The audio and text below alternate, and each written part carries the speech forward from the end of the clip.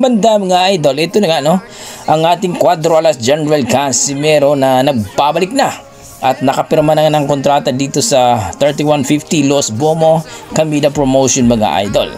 Katapos ng pumirma ni Casimero mga idol ay nakapirma na rin itong si Luis Pantera Neri, ang bad boy ng Mexico, na kung saan mga idol ito yung alaga din ni Sean Gibbons. Marami nagtataka bakit itong si Luis Neri, bakit hindi pumirma na lang sa Impi, bakit dito pa sa Camida Promotion. Siguro mga idol, medyo malaki ang bayad sa mga Hapon. Alam naman natin mga Hapon mga idol, maganda magbayad din talaga ang mga Hapon. Ayon dito mga idol, naghahanap na po ng makalaban, no? Itong Camida Promotion, kung sinong lalabanan o kung sinong gustong lumaban dito kay Casimero at Neri. Pero para sa akin mga idol, mag-offer sila ni Elijah Purse mga idol, ang rank number 3 sa